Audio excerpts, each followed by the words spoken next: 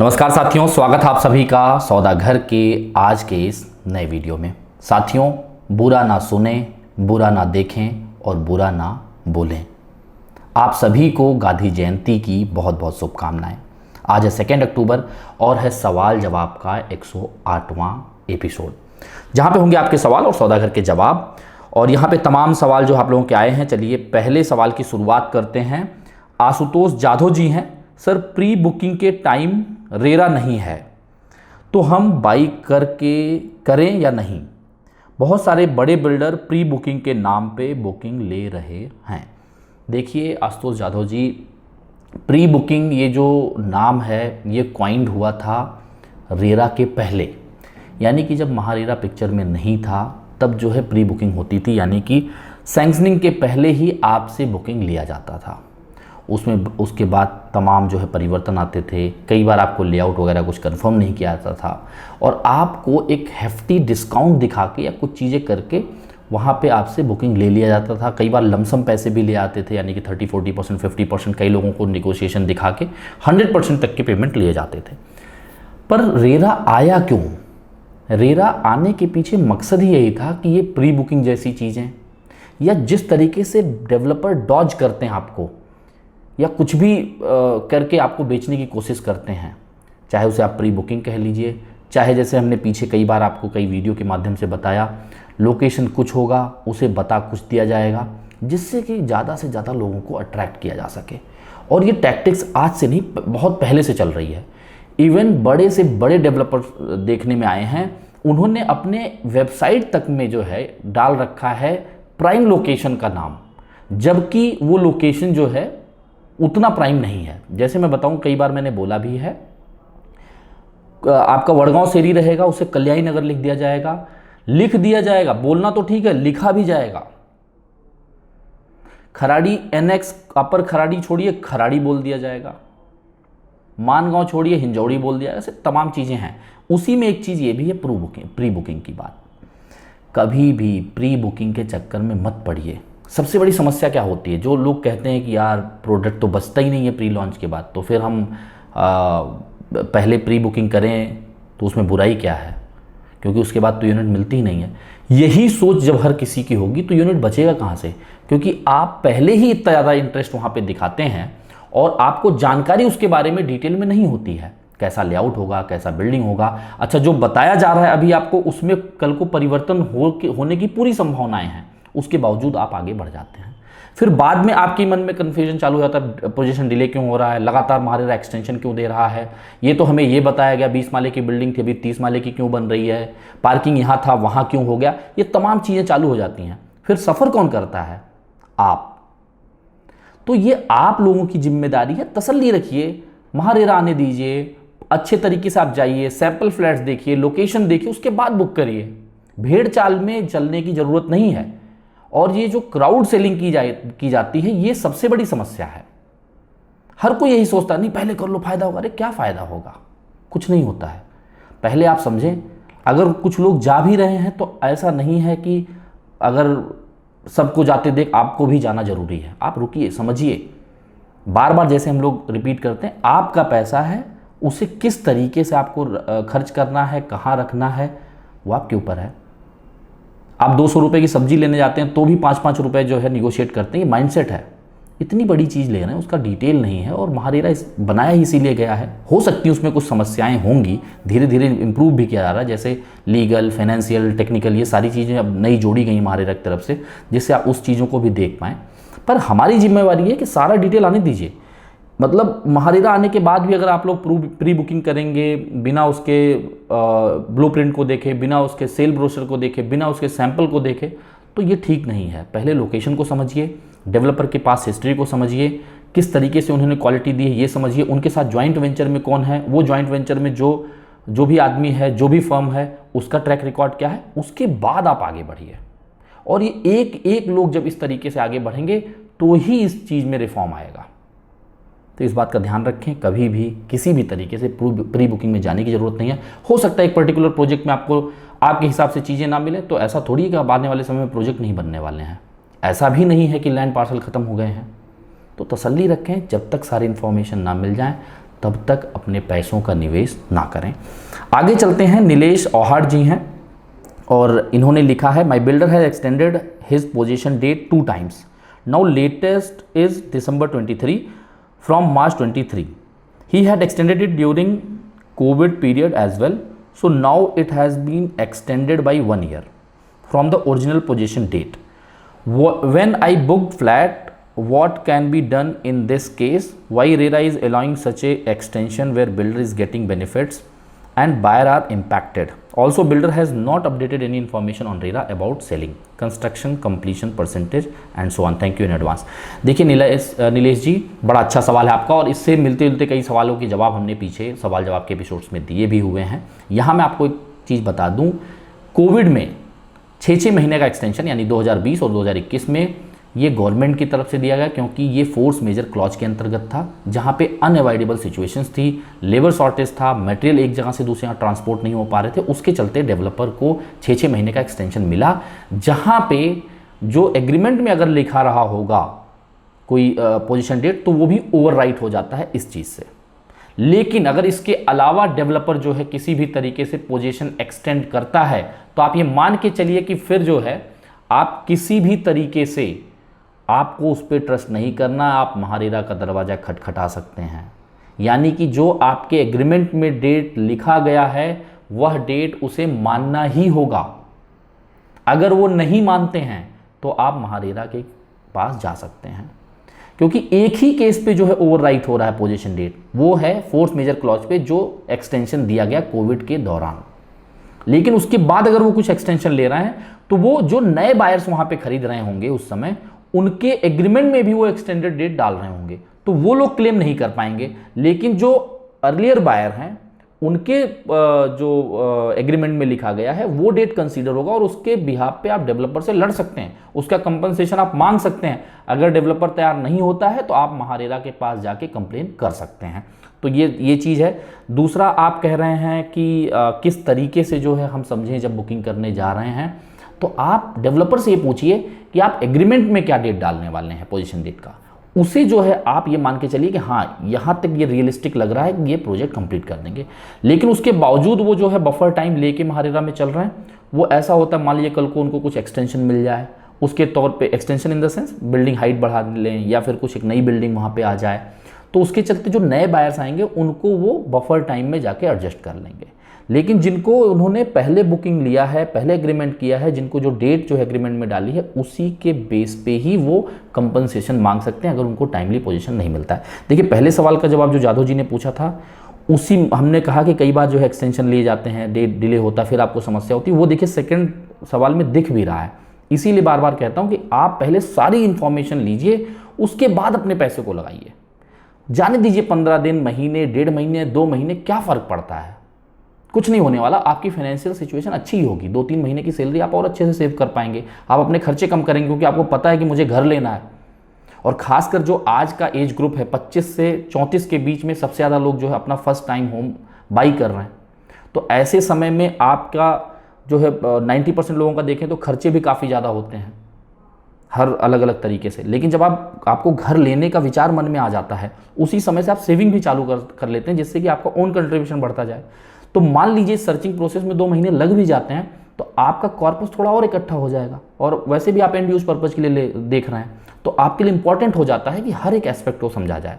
लेकिन अगर आपका एज ग्रुप 35+ है और आप सेकेंड होम लेने जा रहे हैं या फिर आप इन्वेस्ट करने जा रहे हैं, तो वहाँ पर थोड़ी जो है मार्जिन ऑफ एरर आप ज़्यादा दे सकते हैं कि चलो ठीक है थोड़ा इधर उधर हुआ भी चलता है, पोजीशन लेट हुआ तो चलता है, इंफ्रा डेवलपमेंट लेट हुआ तो चलता है, क्योंकि उनको वहाँ रहना नहीं, उनको पता है, और उनके पास लमसम पैसा भी ज़्यादा होता है, डाउन पेमेंट भी कर सकते हैं, 1 शॉट पेमेंट भी कर सकते हैं, उसके बेस पे भी वो निगोशिएशन ले लेते हैं। तो उनको पता है डे 1 ही हम 10% 12% अपना कॉस्ट बढ़ा चुके हैं, क्योंकि हमने 1 शॉट पेमेंट देके मार्केट रेट से नीचे ले लिया। तो इन सब बातों का ध्यान जरूर रखें, सारी इन्फॉर्मेशन ले उसके बाद आगे बढ़ें। आगे चलते हैं, राजवीर संधू जी हैं, इन्होंने लिखा है, इन्होंने जो है स्टैम्प ड्यूटी के बारे में बात की यहाँ पे। Will stamp duty on resale property need to pay full और ऑन डिफरेंशियल अमाउंट, और ये रीसेल के दौरान आप पूछ रहे हैं। देखिए जब कोई इन्वेस्टर कोई प्रॉपर्टी खरीदता है तो वहाँ पे इन्वेस्टर क्लॉज होता है जो आप एग्रीमेंट करते हैं। अगर वो इन्वेस्टर क्लॉज है तो पहले जो टाइमलाइन हुआ करती थी वो 1 साल का टाइमलाइन आपको मिलता था। 1 साल का टाइमलाइन यानी कि जिस दिन आपने प्रॉपर्टी परचेज की, अगर वहां से 1 साल बाद अगर आप बेचते हैं तो सिर्फ डिफरेंस अमाउंट पे ही जो है स्टैंप ड्यूटी बायर को पे करना होगा, एंड यूजर को, जो एंड बायर जो लास्ट में परचेज कर रहा है। एग्जाम्पल के तौर पे अगर आपने property as a investor 50 lakh की आज खरीदी है, जो ये पहले हुआ करता था, 50 लाख की खरीदी है और आप उसे 60 लाख में 1 साल के अंदर बेच रहे हैं, तो डिफरेंस अमाउंट 10 लाख का हुआ। तो जो खरीदार है वो सिर्फ 10 लाख पे ही स्टैंप ड्यूटी पे करके उसको अपना सेल डीड या फिर एग्रीमेंट टू सेल करा सकता है, क्योंकि जो 50 लाख का जो स्टैंप ड्यूटी है वो ऑलरेडी पहले बायर ने, पहले इन्वेस्टर ने भरा हुआ है। अब इस टाइमलाइन को बढ़ा के 3 साल कर दिया गया है, यानी कि अगर किसी इन्वेस्टर ने प्रॉपर्टी खरीदी, यानी कि आपने अपने एग्रीमेंट में इन्वेस्टर क्लॉज डाला, तो आप 3 साल बाद जब बेचते हैं या उसके अंदर बेचते हैं तो सिर्फ डिफरेंशियल अमाउंट पे ही आपको स्टैंप ड्यूटी देनी है। और अगर प्रॉपर्टी रेडी है तो उस केस में जीएसटी नहीं लगता है, पहले बायर ने ऑलरेडी जीएसटी पे किया हुआ है। तो ये क्लियर हो जाना चाहिए, क्योंकि आपने 1-2 और कमेंट किए हुए हैं जहाँ पे आपने डिटेल में बात कही है कि इसमें तो गवर्नमेंट जितनी बार बेचेगा उतनी बार उसको जो है टैक्सेस जा रहे हैं, तो उसके चलते गवर्नमेंट ने ये जो है टाइमलाइन थोड़ा सा बढ़ा दिया है। लेकिन हाँ, नॉर्मल केस में अगर वो इन्वेस्टर क्लॉज नहीं है या फिर आप 3 साल के बाद बेच रहे हैं, तो जो आप समझ रहे हैं वो बिल्कुल सही है कि 7% का स्टैंप ड्यूटी भी पे करना होता है, रजिस्ट्रेशन चार्ज भी पे करने होते हैं, जीएसटी भी पे करना होता है। और जब वो प्रॉपर्टी दोबारा बेची जाती है तो जीएसटी छोड़ के अगेन आपको जो है स्टैंप ड्यूटी और रजिस्ट्रेशन उस रेट, जो भी उस कॉर्पोरेशन का रेट है स्टैंप ड्यूटी को पे करना होता है, जो आज के रेट में 7% है। आगे चलते हैं। अंजना कौल जी हैं, इन्होंने लिखा है किसी लोकेशन पे एक बिल्डिंग का रियल पर स्क्वायर फीट रेट क्या है, ये कैसे पता करें? डिफरेंट एजेंट्स डिफरेंट रेट बताते हैं और सेल्स ऑफिस में हम किस रेट पर निगोशिएट करें? देखिए अंजना कौल जी, इसमें थोड़ा सा आपको जो है होमवर्क करना पड़ेगा। पहले तो एक चीज़ समझ लीजिए, किसी भी पर्टिकुलर लोकेशन के माइक्रो लोकेशन में भी अगर आप जाते हैं तो वहाँ का सर्कल रेट एक हो सकता है। जैसे किसी सर्वे नंबर का जो रेडी रेकनर रेट है वो एक समान हो सकता है, लेकिन उसी सर्वे नंबर में एग्जिस्ट करने वाले 2 प्रॉपर्टी के जो रेट हैं वो अलग अलग हो सकते हैं।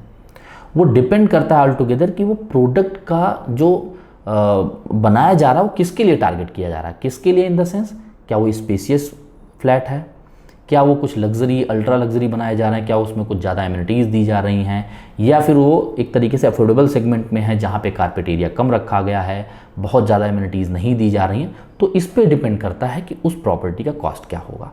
तो इसीलिए मैंने आपको कहा कि आपको थोड़ा सा होमवर्क करना होगा। वो होमवर्क किस तरीके का होगा कि आप किस तरह के सेगमेंट में खरीदने का प्लान कर रही हैं। क्या आपका प्लान ये है कि मैं एक छोटा इन्वेस्टमेंट अभी कर लूँ और फिर बाद में देखा जाएगा कि इसे बड़े फ्लैट में हमें कन्वर्ट करना या नहीं, या हो सकता है कि आप बड़े सेगमेंट में खरीदना चाह रहे हो।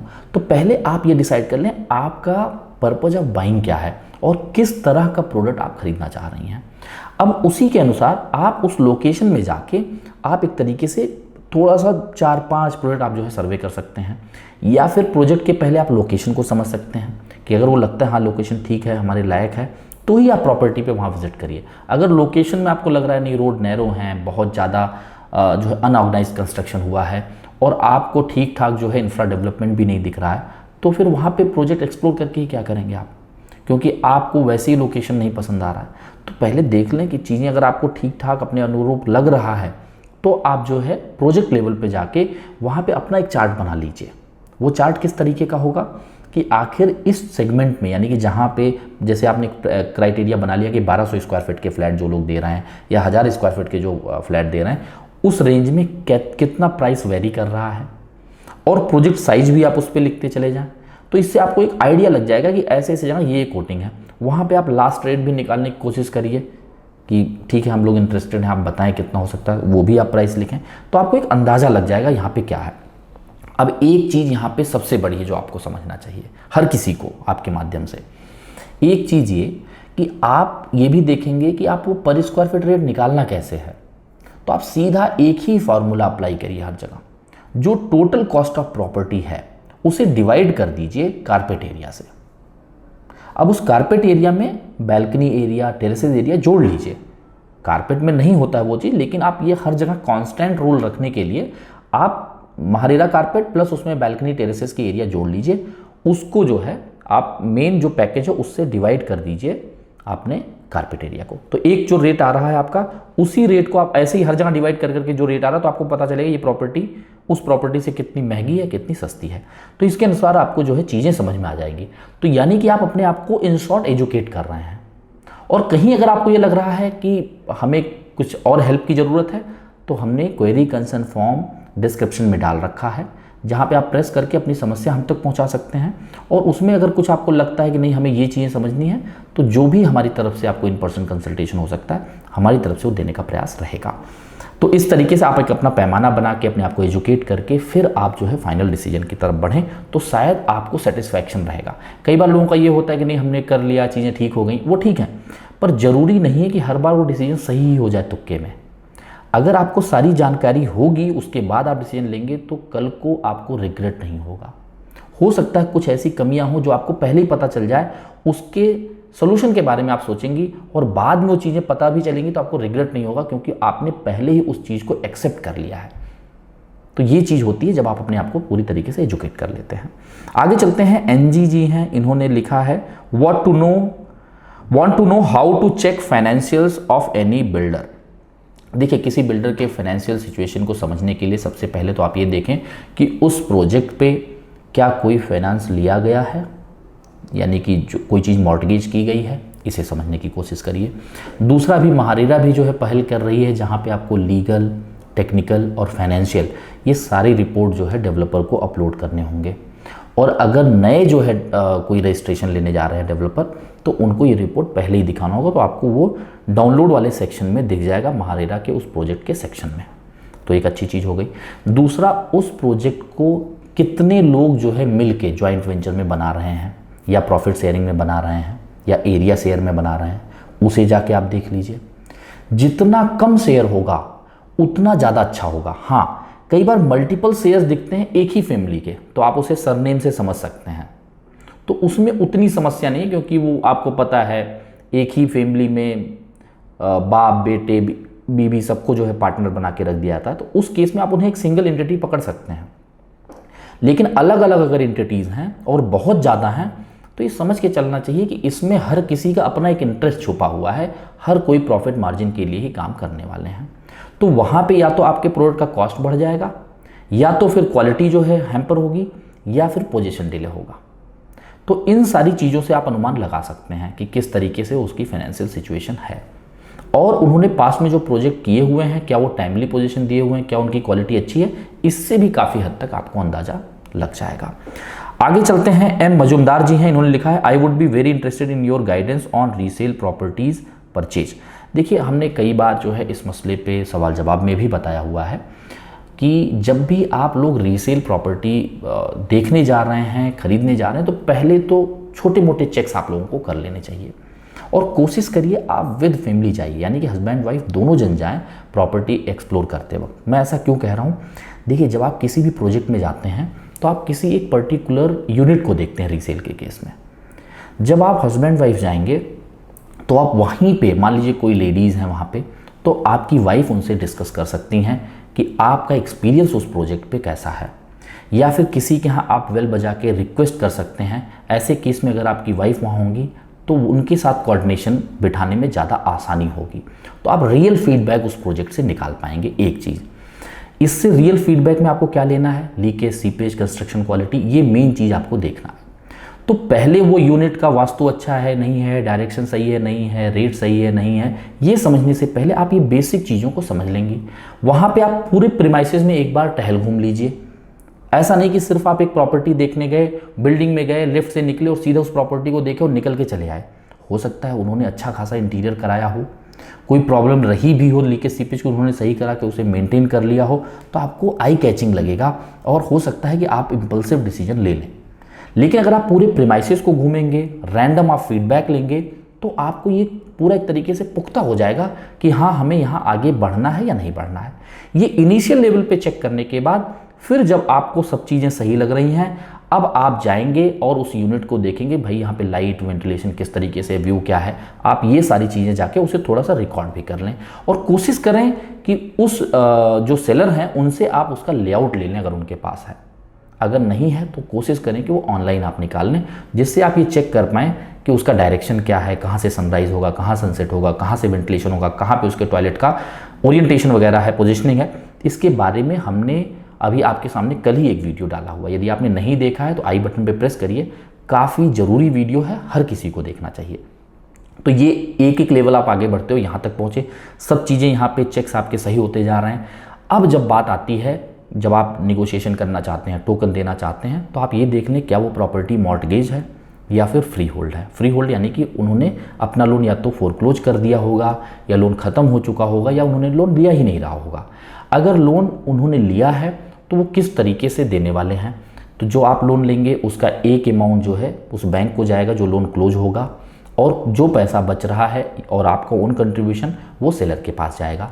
तो आप यह भी जो है कंफर्म कर लीजिए क्लियर कि आपको उस प्रॉपर्टी का पोजीशन कब मिलने वाला है।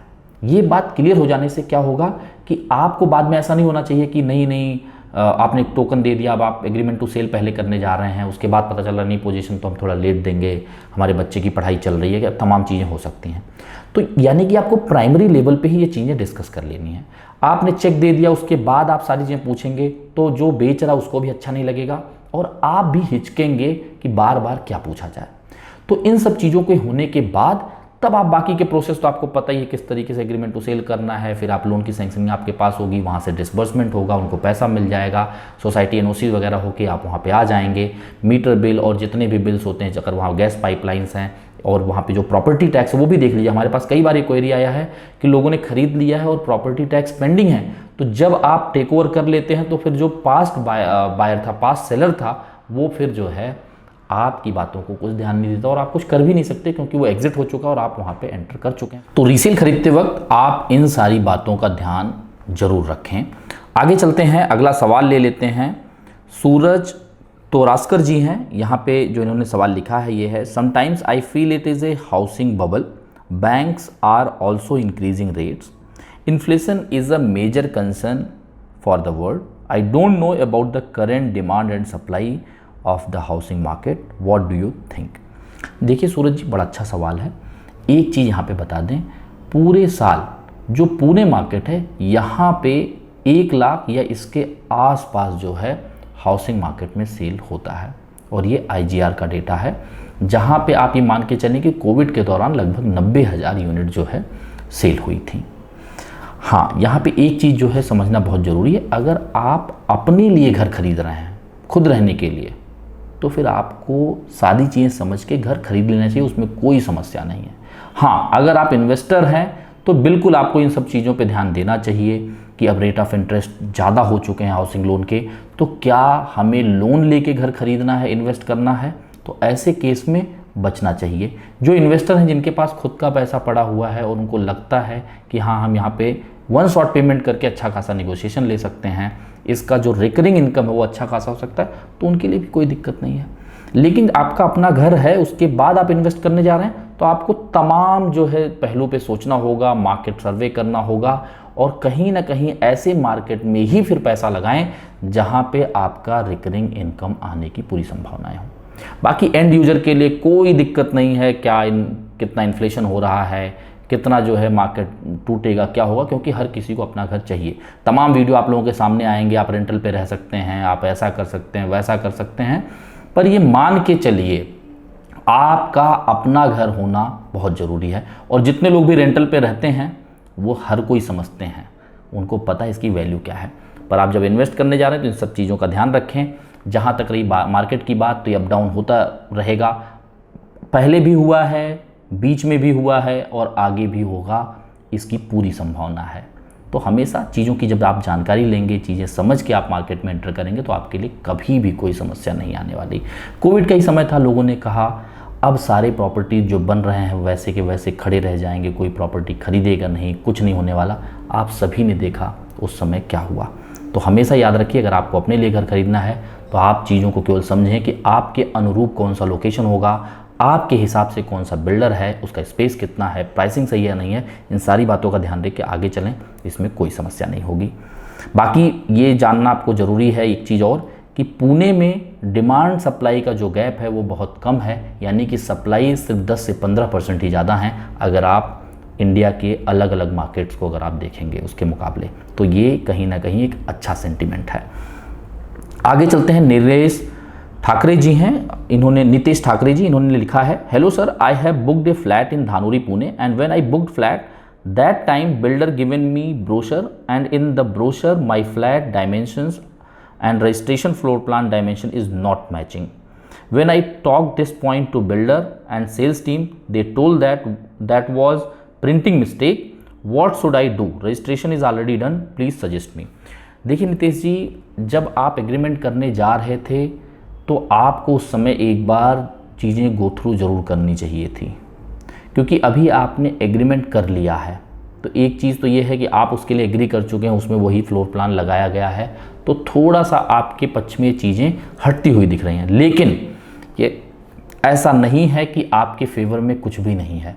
अगर डेवलपर ने आपको मेल के जरिए जो आप कह रहे हैं लेआउट आपको ब्रोशर पे जो जिसे प्रिंटिंग मिस्टेक कह रहे हैं उन्होंने शेयर किया है, या फिर आपको उन्होंने हार्ड कॉपी दी है और वो आपके पास है, तो इस मुद्दे को आप महारेरा में उठा सकते हैं, कोई समस्या नहीं है। क्योंकि महारेरा का जो रूल है, रेरा का जो रूल है, वो साफ कहता है अगर आपको बेचते वक्त, अगर आपको मार्केटिंग करते वक्त, खरीदते वक्त कोई चीज़ आपको कम्युनिकेट की गई है और वो सिर्फ वर्बल नहीं है, लिखित तौर पे है, तो उस चीज़ को डेवलपर को देना ही होगा। अगर उस तरीके से चीज़ें नहीं हो रही हैं तो डेवलपर को कंपनसेशन देना होगा। लेकिन ये सारा निर्णय तब निकलेगा जब आप महारेरा को अप्रोच करेंगे। तो कोई झिझक बेझिझक ना होइए। अगर आपको लगता है कि ये चीज़ें बहुत ज़्यादा डिफरेंस उसमें दिख रहा है जो पहले था अब था, तो बिल्कुल आपको महारेरा के पास जाना चाहिए और इसका जो भी सोल्यूशन होगा वो महारेरा देगा, चाहे वो कंपनसेशन के रूप में है या किसी और रूप में। आगे चलते हैं, स्वप्निल पाटिल जी हैं, इन्होंने लिखा है, thank you team Saudagar, my question is when we get sale deed if we purchase under construction property, how can we know that builder did sale for agreement और डीड, प्लीज़ डिस्क्राइब। देखिए स्वप्निल पाटिल जी, जब कोई चीज़ जो है एग्जिस्ट करती है तभी आप उसका डीड करा सकते हैं। यानी मान लीजिए आपके पास कोई लैंड पार्सल है और आप उसे बेच रहे हैं, तो ही आप उसकी सारी डीड, सारे राइट जो है ट्रांसफ़र कर सकते हैं बायर को। लेकिन अगर वो चीज़ एग्जिस्ट ही नहीं कर रही है, जैसे कि फ्लैट के केस में अगर वो अंडर कंस्ट्रक्शन है, मान लीजिए आपने 15 फ्लोर में ले लिया, अभी उसका काम ही चालू हो रहा है या 5th फ्लोर का ही काम चालू है, तो फिर वो चीज़ तो एग्जिस्ट ही नहीं कर रही है। उस केस में एग्रीमेंट टू सेल ही होगा, क्योंकि वो टर्म कंडीशन के साथ दोनों पार्टी इस एक मुद्दे पे समन्वय बिठा रहे हैं और वहाँ पे उस बात को एग्रीमेंट में आप लिख रहे हैं कि हम इस समय पे आपको पेमेंट करेंगे और कंस्ट्रक्शन का पेस इस तरीके से रहेगा और तभी डेवलपर आपसे डिमांड करेगा और सो एंड सो डेट को आपको पोजीशन मिलेगा, और जब पोजीशन मिलेगा तो उसमें ये सारी चीज़ें रहेंगी। तो यानी कि इस पूरे पीरियड में जब तक इसका कंस्ट्रक्शन चल रहा है तो सिर्फ और सिर्फ जो आपका एग्रीमेंट टू सेल है वही हो सकता है।